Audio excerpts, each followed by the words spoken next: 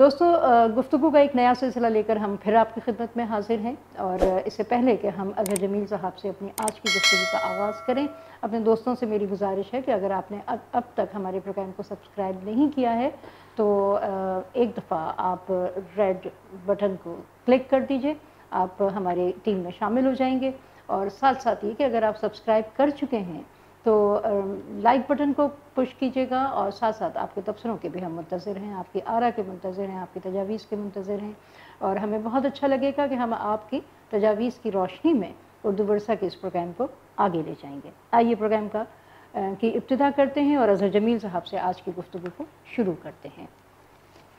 اظہر صاحب، ہم نے پاکستان کی معیشت پر تو بہت بات کی ہے، لیکن دنیا کی نگاہیں اس وقت جو ہیں وہ امریکہ پر لگی ہوئی ہیں، جہاں پر کورونا وائرس بہت بڑی تعداد میں جو ہے وہ پھیلا اور ان کی معیشت کے سلسلے بھی سب کے سامنے آئے۔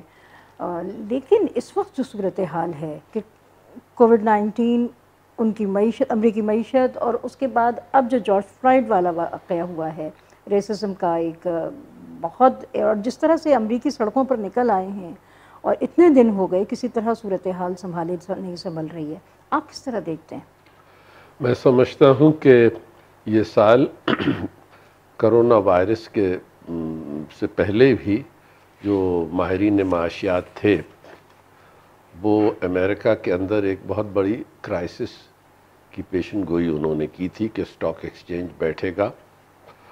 ویسے تو کوئی نجومی تو ہے نہیں وہ اس سال بیٹھتا یا اگلے سال بیٹھتا، کیونکہ امریکہ نے 2008 کی کرائسس کے بعد سوائے اس کے کہ پیسے چھاپے، نوٹ چھاپے، اس نے اور کچھ نہیں کیا ہے۔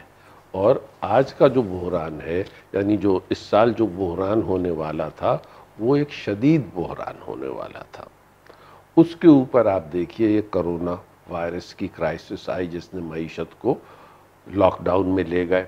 ذرا دیر سے لے کے گئے، وہ بھی ذرا ہماری طرح انہوں نے بھی کوئی یکسوئی سے کام نہیں کیا، لیکن بہرحال وہ انہوں نے دیر لگائی۔ چائنا کے اوپر الزام ڈالتے رہے، لیکن 1 لاکھ سے زیادہ لوگ ادھر مر گئے ہیں، اور اس پہ بہت تشویش بھی ہوئی ہے، معیشت لاک ڈاؤن میں بھی گئی ہے، اور یہ بھی بحث ادھر بھی شروع ہوئی ہے کہ کتنا لاک ڈاؤن ہو اور کتنا اسٹینڈرڈ آپریٹنگ پروسیجرز ہیں معیشت کو بھی بحال کرے۔ تو ایک تو کرونا کی کرائسس آئی، اور جس پہ ٹریلینز آف ڈالرز کا پیکج دیا ہے انہوں نے، نوٹ چھاپ کر کے، کوئی اس کا ترقی سے کسی چیز سے تعلق نہیں ہے، انہوں نے صرف نوٹ چھاپے ہیں۔ اور تیسری بات یہ کہ اس کے اوپر جارج فلائیڈ کے ساتھ جو ہوا ہے، جو سر عام ایک سیاہ فام کو جو اس کی ہتھکڑیاں ڈال دی تھی، اس کے اوپر وہ پولیس افسر نے اس کی گردن پہ اپنی ٹانگ کو دبایا، اور وہ چلا رہا ہے کہ میں سانس نہیں لے پا رہا ہوں، اور یہ پوری دنیا نے دیکھا۔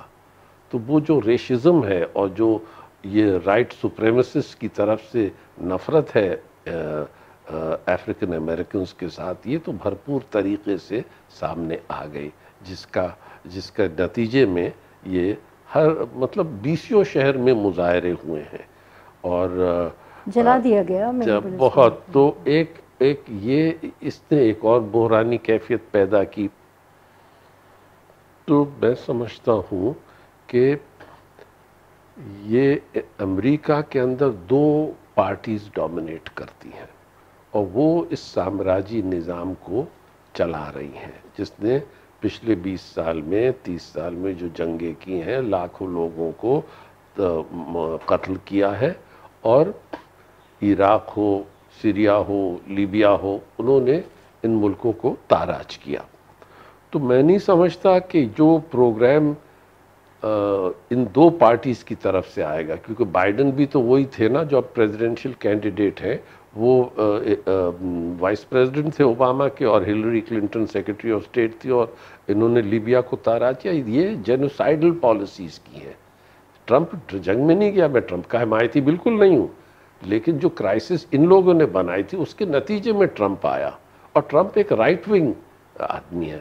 ہم جس کو پسند کرتے تھے وہ تو برنی سینڈرز تھا، لیکن برنی سینڈرز میں وہ تپڑ نہیں تھی کہ ڈیفائی کرے۔ تو میں سمجھتا ہوں آج کے امریکہ میں جو کیفیت بنی ہے، ادھر ایک تیسری پارٹی کا ابھرنا بہت ضروری ہے۔ اگر ہم اس साम्राज्य निज़ाम के चुंगल से निकलना चाहते हैं और इसके तमाम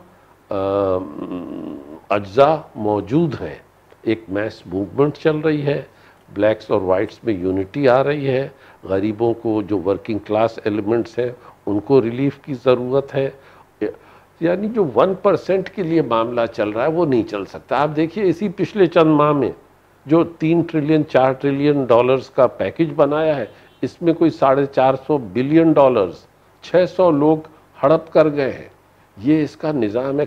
उनको क्राइसिस नहीं होती, क्राइसिस में उन्हें और लूटमार करने का मौका मिलता है। और ये मेरे फिगर्स नहीं हैं, मेन स्ट्रीम मीडिया के फिगर्स हैं जो अमेरिका के हैं कि उन्हें मजबूर हो गए ये चीज़ पहचानने में कि ऐसा हो रहा है। तो मैं समझता हूँ कि एक अमेरिका एक परफेक्ट स्टॉर्म की तरफ जा रहा है। बाज़ औक़ात मुझे ऐसा लगता है कि पाकिस्तान भी एक परफेक्ट स्टॉर्म की तरफ जा रहा है। उधर आप एक ऐसा समझते हैं? मैं समझता हूँ, क्योंकि हमारे यहाँ जो 70 साल में वो जो रिफॉर्म्स नहीं आए हैं हमें अब लाने पड़ेंगे, उससे ज़्यादा डिले नहीं किया जा सकता। अमेरिका के अंदर भी वही कैफियत है कि वही 1% ऑफ 1% जो है जो काबिज़ है। यानी अब कहते हैं ना कि 25 लोग जो हैं उनके पास इतनी दौलत है जो अमेरिका के 50% निचले 50% ही सही उनके पास है। तो ये निज़ाम जो डेमोक्रेटिक और रिपब्लिकन पार्टी चला रहे हैं, ये निज़ाम एक और पार्टी को लाना पड़ेगा, एक ज़्यादा इंसान दोस्त निज़ाम लेके आएँ, और उसके लिए मौके फराहम हो रहे हैं और लोगों को यकजा किया जा सकता है। और हम समझते हैं हमारे पाकिस्तान में भी एक नए प्रोग्राम, एक नई जमात, एक नए कोalition, एक नए अलायंस की भी ज़रूरत है। आप ये समझते हैं कि ये पूरी दुनिया के लिए अलार्मिंग है और पूरी दुनिया को इससे एक सबक सीखना चाहिए? दुनिया को सीखना पड़ेगा। वो एबनॉर्मल दुनिया जो थी हमारी, अब हमें एक नए एबनॉर्मल पे आना पड़ेगा। अब एबनॉर्मल तो दुनिया थी, लेकिन अब हमें एक नए एबनॉर्मल की तरफ आना पड़ेगा जो कि एक इंसान दोस्त सिलसिला बने हम सब के लिए। दोस्तों, इंसान दोस्ती ही इस दुनिया का सबसे बड़ी ज़रूरत है और जिसकी तरफ कम जाया जाता है। अमेरिका की जो सूरत हाल है उसका सब जायज़ा ले रहे हैं, किस करवट के ऊँट बैठेगा, ख़बरों पे नज़र भी रखी जा रही है और आइंदा भी हम कोशिश करेंगे कि आलमी मंजरनामे पर निगाह डालते रहें। बहुत शुक्रिया अज़र जमील साहब, इजाज़त दीजिए, खुदा हाफ़िज़।